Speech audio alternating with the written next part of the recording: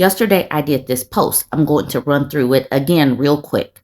She says, every man my age I know wants babies. Every woman my age I know doesn't. I'm not trying to generalize here. This is just based on my friend group and my experience as an urban 26-year-old woman. My best friend was just dumped by her boyfriend of 5 years because she didn't want kids, something they had extensively discussed. He woke up on his 30th birthday and decided suddenly he needed a legacy. Men in their late 20s, early 30s are obsessed with having kids. And the women my age, my girlfriends are all super ambivalent, if not hostile to the idea. Like, it seems like wanting kids among women is less and less common with the late 20s and early 30s demographic, while it's all men can think of. It's so weird because growing up, all the media, all the movies and TV shows taught me that women are baby crazy. The biological clock is ticking, and yet in real life, it's the men who are relentless about being fathers. It's really weird, and it puts every pop culture depiction of women I've ever seen in question. Okay, that's the post. Now, I did do this woman's comment yesterday, but I'm going to do it again because it is amazing. This is Nice Lady. Yesterday, I was like, Niece Lady. I got it all wrong. That's Nice Lady. She says, fun story. I was a fully single mother when I met my now ex-husband. My partner passed away when our child was a baby. We were both in graduate school, and I made it known, listen to this part, I made it known that I didn't want more kids. He claimed he didn't want kids of his own. Flash forward to we had barely been married a year, and he starts talking about wanting a baby. Meanwhile, my child was a teenager, and I finally had the job. After discussing and discussing, I finally said that I would do it, but not as the primary parent. I would donate my body, carry a baby, and breastfeed or pump for a year, but I wasn't going to be the primary caregiver. I didn't go to college and then graduate school as a single mother, so I could be some dude's nanny. I was going to focus on my career, and he could be a daddy. That meant that he handled everything, getting up in the middle of the night, dropping off and picking up from daycare or school, paperwork, doctor's appointments, vaccines, PTA, parent-teacher conferences, after-school and summer programs, lunches, sick at school. That's you, boo. Want to go on a business trip to advance your career? I don't know. Seems like a lot of work for me. And if we decide to get divorced, that's your child. I'll pay child support, but no shared custody because I've done this. There's a light at the end of my tunnel, and what you're not about to do is make it a train. The way it stopped the whole conversation, he took some time to think about it and decided he didn't want kids of his own. Simple. We never even talked about it again. They don't want children. They want to watch you give up everything to care for their children.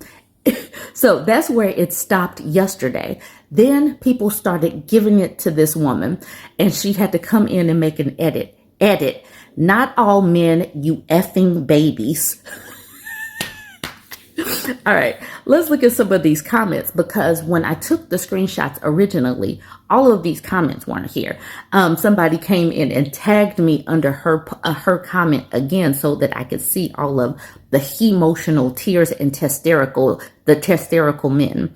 Commercial Effort says, you are actually kind of a shitty person to agree to have a kid and to try to actively stay out of their lives as much as possible. The thing is, she is actually a great person because a surrogate costs thousands upon thousands of dollars. And she is offering to give up her body to pump and breastfeed, to actually pay child support to this child, and she doesn't even want children. So he was getting one hell of a bargain because if he actually wanted children and went the route of surrogacy or even adoption is expensive, he would still be paying out more. She would be paying him.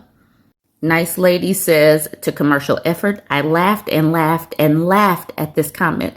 Thank you for the morning mirth.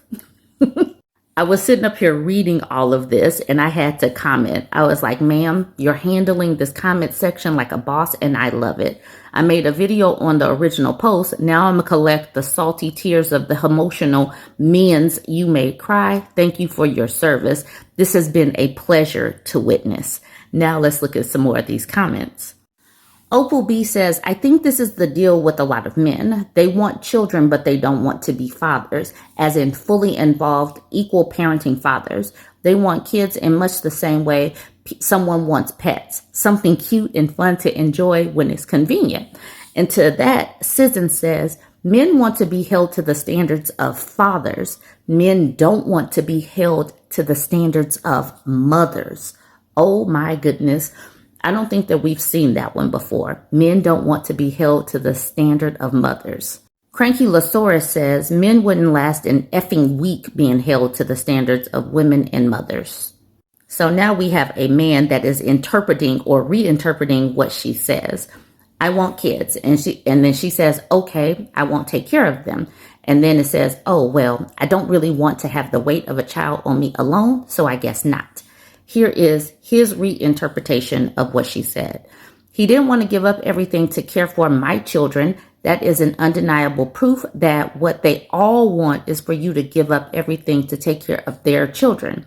How are so many people upvoting this messed up story? He didn't stop from wanting a kid because he couldn't get to be an absentee father. He did it because you threatened to be an absentee mother.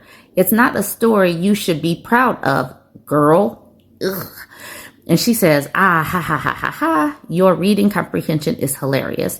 Not a thing you should be out here showcasing, but you do you, honey. I love the way she did not attempt to defend or correct anything that he said about her. She's like, you just didn't understand. Why are you so dumb in showing everybody? Here he goes again with her quote. That meant that he handled everything, getting up in the middle of the night, dropping off. So we read through all that. He says the reading comprehension isn't the problem here. If you let one person handle all of that, you are a textbook red flag.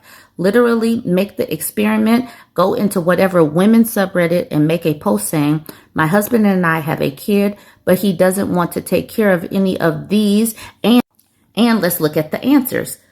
Women do this all the time. Women are the ones that are saying that they handle everything. That's the reason why she said that she did not want to do this. She says, you are much smarter than I gave you credit for, meaning I thought you were dumb. I apologize.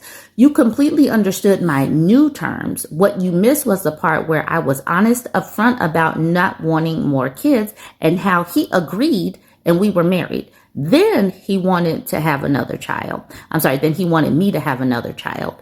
I didn't want one and I called his bluff. Get over it. He hones in on then he wanted me to have another child. He says, I didn't miss that part. I just think there are more healthy and mature ways to say I still don't want to than saying all of this. I also don't think that someone refusing to have a child with a mother that puts such terms is proof that he wanted you to give up everything for his children, let alone the idea that this mentality applies to the entire gender. CF Rule 3 of the subreddit. So right here, he is trying to police how she speaks about things, or does things. I just think that there are more healthy and mature ways. Well, who cares what you think? This is how she handled it. And that's the reason why she says, LOL, okay. Next time you deal with this situation, I invite you to do it your way. Not sure why my response made you go all rules lawyer, but maybe you have some things to unpack if you're being triggered by me explicitly laying out the deal that is implicitly laid out for women who want to raise children with men. It is implied that women are going to do all of this. She just made it very, very plain. He says, because we've been fighting for years to have men stop doing what you're doing right now. That's simple. Also going ad hominem on me because I point out you're not following the rules of the subreddit is again not exactly a mature response. And then she says, I wasn't aware that we were only allowing mature discourse. Honestly, if you had commented on my original comment that I had broken the rules, my response would have been my bad. And then maybe I would have edited to say, of course, not all men, not all men. She says, you made the choice to interact with my comment. And then when you didn't like my response, you busted out the rules. That's what made me think there was more going on. It wasn't an ad hominem attack on you. It was a concern for your mental health. She's feisty. I like it. Now, this is another man. He's talking to that man who she's interacting with right here, saying, thank you. I tried pointing this out and got downvoted for it. This isn't a case of someone not wanting to be an equal parent and wanting them to do all of the sacrificing. This is the case of someone not wanting to be a single parent with the other partner present. Like, yes, they shouldn't have tried to go back on what they had both discussed, but that was an awful response to give, and then try to frame his unwillingness to go along with doing everything by themselves as wanting you to sacrifice everything is wild. Kitten Takeover hones in on nice lady's part here that says simple. We never even talked about it again. They don't want children. They want to watch you give up everything to care for their children. And says, I mean, this is a significant mischaracterization based on what you said. You told your ex that you didn't want to really do anything in terms of raising a child. I think most people would be dissatisfied with an offer like that, including women. And to that, nice lady says, it's true, you're right, except the part where I just made explicit what is implicit in most heteronormative relationships with children. Mom does most of the unpaid labor and sacrifices later earning potential for it. Then, if the relationship doesn't work out, mom also takes on the primary parent role and also sacrifices earning potential for it. And I know this is the norm because we blame women all the time for choosing wrong when things go typically. And then Kitten Takeover says, yeah, I mean, obviously that's not fair either. And with that, I'm going to close this. We just needed to see this, how people are really, really giving it to this woman when she's not wrong about any of her characterizations of how things typically go with parents, and how the mom is usually the one doing every single thing that she listed out. I don't even know why people are pushing back again. We have a malfunctioning wife appliance, because she got sick. She got a cancer diagnosis. Now, I know that I have tons of new people in my spaces. So a wife appliance is put here specifically for a man. He chooses her. So she's supposed to be there to cook, clean, be a bang maid, be an incubator for him, do all of these things. She does not have time to get sick. So a lot of the times when the wife appliance starts breaking down, she has thoughts of her own, opinions of her own, or in this case, she starts breaking down physically. That's about around the time that men start wanting to discard their wife appliances. Obviously, I'm being flippant. I know that women are not appliances, but I speak in these terms because that is how society, and specifically these men, treat their wives when they start to have the nerve to get older, have saggy boobs, have, a little bit more around their waistline because they've had kids and we've gotten older. They treat us as if we're supposed to stay the exact same from the time that they purchased us to be in the home.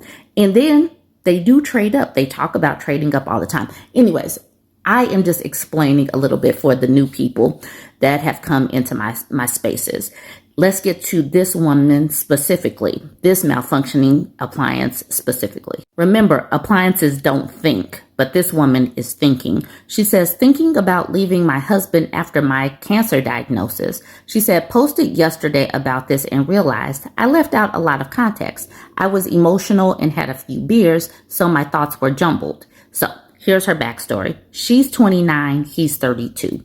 She says, me and my husband have been together for 15 years, since high school. It hasn't been easy, ever. We've been on and off again until we had our first kid 6 years ago. We've been consistent ever since. We currently don't share a room due to our schedules. He's up early, I'm in bed late. It's been like this for over a year, and it's never been an issue for us before. It works better for us. My husband is bipolar and schizophrenic, so there are a lot of ups and downs constantly. He's also extremely selfish as well. I always call him on it. He can be so loving and caring, but there's a switch in his brain that he could just shut off. He does it with everyone in his life. I've always been able to point it out when he's doing it. This situation is different for our relationship. Current situation. Well, 3 weeks ago, I got the news that I have cervical cancer for sure and have to do testing to see if I have uterine and ovarian cancer as well. So I do have to get a hysterectomy, but now I may have to undergo chemo and radiation before that happens, so it doesn't spread through my whole body. I felt bad knowing that he's wanting more kids. I honestly didn't want any more due to the way the world currently is, but still, it's different knowing that I can't do that for him now at all. He was the first person I told. He was supportive 100%. We had been fighting a lot before I found this out too. My doctor called to tell me what blood work I needed to do, and he was there. I put him on speaker and had her explain the process from here on out. So he gets the gist of what's happening. One night, first weekend after we got the news, we had been drinking because I probably won't be able to for a while once all this starts. And he wanted to talk about all of it and try to comfort me. And I asked him if we could not talk about it while intoxicated and that I wasn't up to being emotional at that time. I just wanted to enjoy each other and our night. He didn't take too kindly to that response of her having a boundary. He felt that I was pushing him away and that I didn't want to be emotional with him specifically. Not the case. Anyway, we got over it after about a day and moved on. Everything was okay and seemed normal. Last Tuesday, he came home and was just off. Hardly spoke to me. Acknowledged our kids, but wouldn't even look at me. Anytime I spoke or tried to ask how his day was, I was met with the worst attitude, as if I was a burden or an annoyance. I asked what was wrong or if I did something wrong, and he would just scoff and say, if you keep asking me what's wrong, then I'll have a problem. So I stopped engaging altogether. I even flicked back the same attitude. Not the greatest thing, I know, but I was upset. Ever since then, he's been cold. Won't say I love you before we hang up the phone. Will tuck the kids into bed and then walk past me and just say night. Always find something wrong with anything I'm doing, cooking, cleaning, rearranging, etc. I've expressed my frustration and feelings with this, and he gives me nothing, just says sorry. I will add this isn't the first time he's let me down in an earth-shattering event in my life. I won't go into detail because it would give away who I am and who I'm speaking about on here. I get that people handle their feelings in their own way. I get that he's probably going through his own process about the diagnosis. However, it's not fair to me, and I don't even want to fight for it anymore. This is just a vent, and no, I'm not thinking about leaving him after a week of change. There's a lot more I cannot add to this post. If he doesn't step it up when I start my big appointments, I will leave. He's gone most weeks for work, so everything is left to me anyway. I don't mind just doing this alone as well. I have friends and some family that will help, just haven't told anyone the diagnosis yet, only him. So that was her post. She posted that yesterday, but then she made a completely separate post where she posted an update, and this was like an hour later. She says, update. Just found out that my husband has a date this weekend. A friend of a friend called me to let me know about it. So yeah, I guess my instincts were right. Trying to plan my next move. I have zero money to do anything, but I'm going to try everything I can to leave this situation. I'm not even sad. I just knew it. I just want him to have the balls to admit he's done. I'm silently making my way out the best that I can. So she reposted the exact same thing right here. So since she posted the exact same thing, I'm not going to read it. But when he came into the house all huffy and everything, he was probably huffy because he's trying to push her away on purpose because she's malfunctioning, and it's time to discard her and get a shiny new wife appliance that won't malfunction and could continue to be an incubator and bang maid the way a good wife appliance is supposed to be. And with that, I'm going to end that there. I'm not going to belabor all of the points because what else is there to say? I just want women to know and understand that you have to have a sense of self-preservation, because these dudes will drop you like a hot potato as soon as you cannot function as you are supposed to, because you are a utility to them. Just like if the washing machine goes out, if the dishwasher goes out, if their transmission goes out. They will discard those things because it's supposed to be a working thing. You are not a human with emotions and who needs support in it or anything. You're supposed to be there to service them. That's the reason why when women get a cold, the man all of a sudden gets a cold and he's much more of a baby. So you have to stop being sick to go tend to them because you are a wife appliance and you're supposed to be there to service him.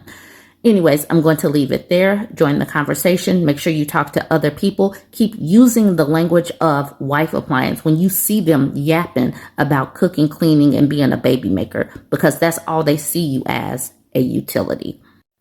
In this video, I have 2 threads posts to go through. In this first one, this woman is dating someone and she's running background checks. She's checking him out to verify that the things that he's saying are real. The next woman, she is defending herself because this grubby old man is touching her, and she's talking about the reaction of the other people because this grubby old man is now bleeding. Let's jump into these posts. I'm going to go through them. This is Purposeful Manda. She says, been talking to this man. He likes me. I like him. He seems legit. He mentioned he was married. I asked, did he have a divorce decree? He said, yes. I'm currently on 3 database sites, verifying the divorce and checking to see if he has a criminal past, costing me $1.99 for a subscription on one site and $1 on the other. There's no reason for anyone to be blindsided in this day and age by lies. I'll be back to let y'all know the results. Update. He is officially divorced. I finally found what I needed. Criminal history is quite wild, ranging from 2017 up until this year. So when we talk tonight, I do have candid questions for him. Right there is kind of wild to me because she sees that he was a criminal from 2017, which was just a couple of years ago up until this year.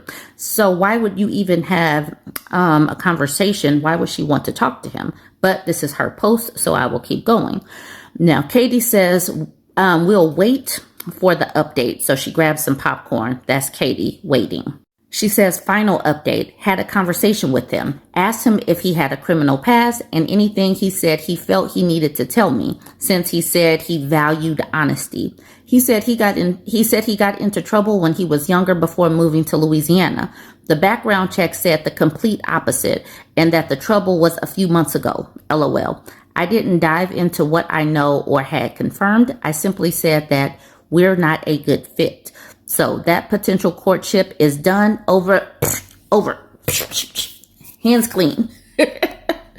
And then Sunflower at the bottom says, as you should. But what I like about what she didn't tell this man that she ran a background check on him, because he would know, he would know how to navigate these questions next time. She just said, we're not a good fit. I like that part of her story.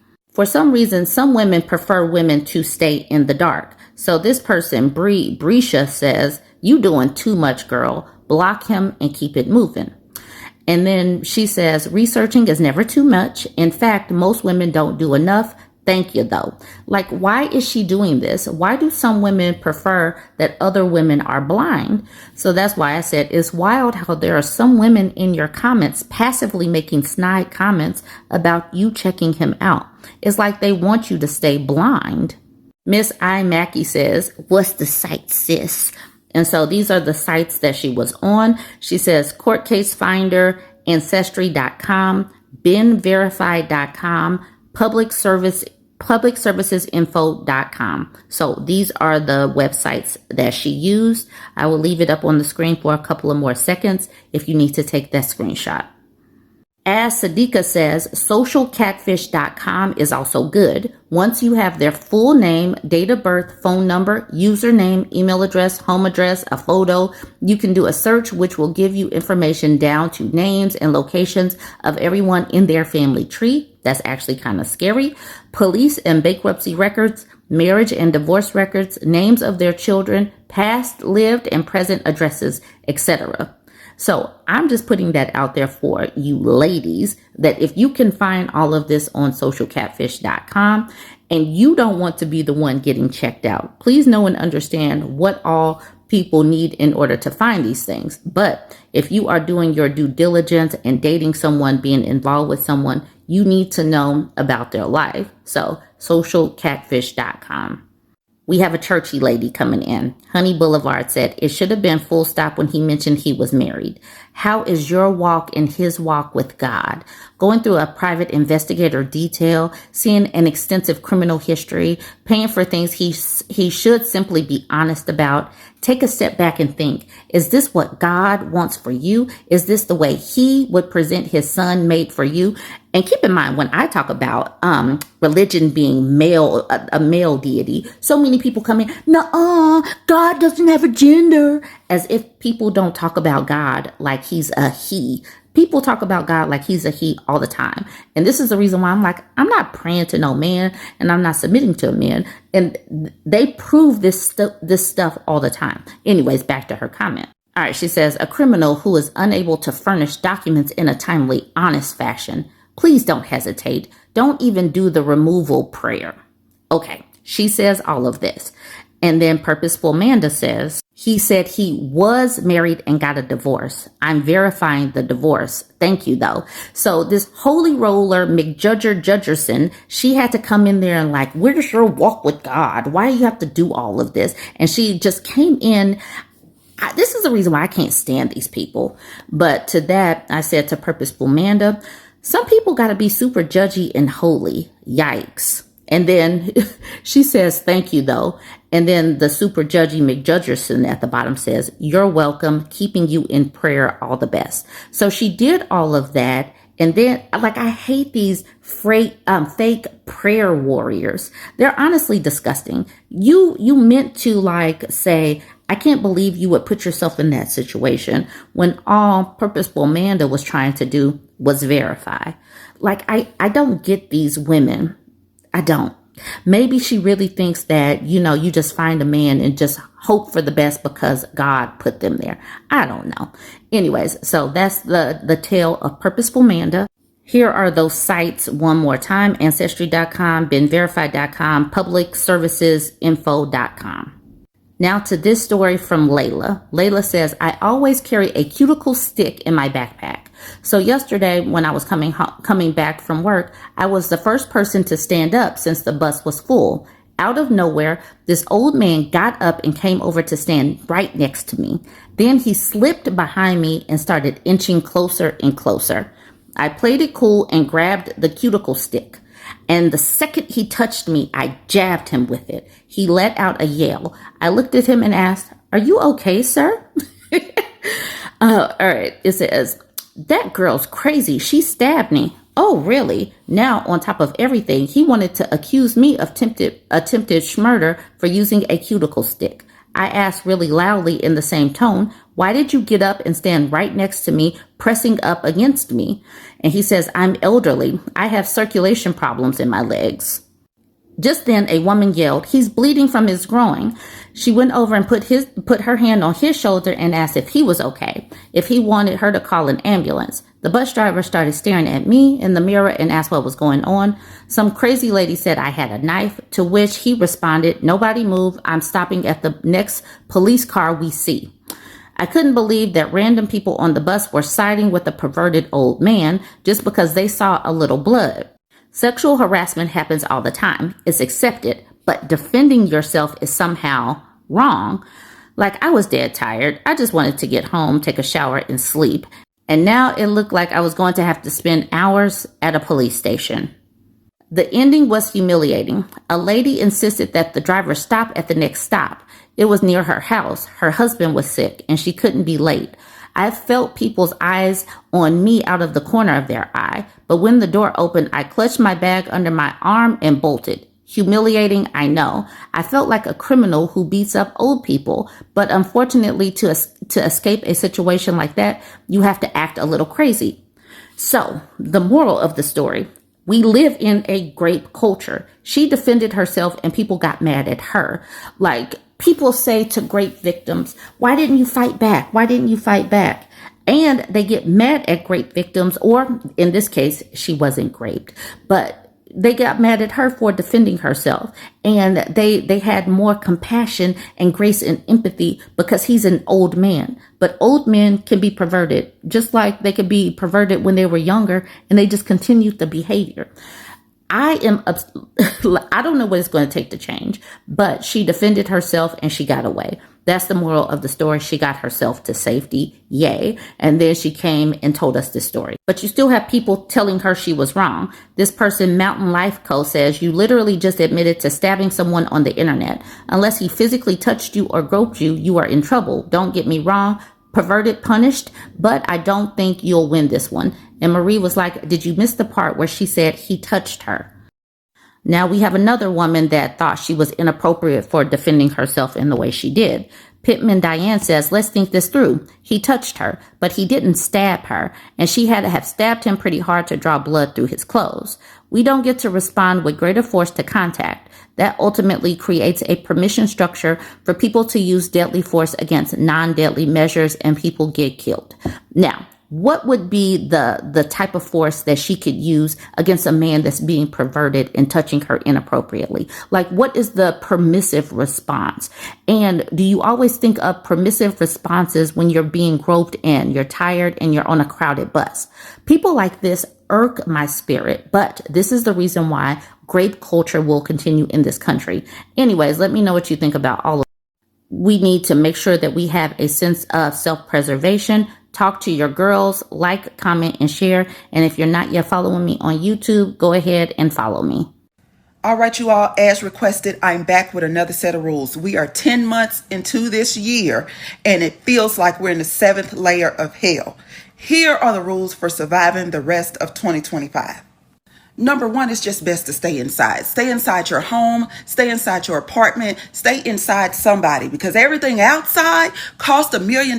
It's going to frustrate you and make you want to peel your skin off.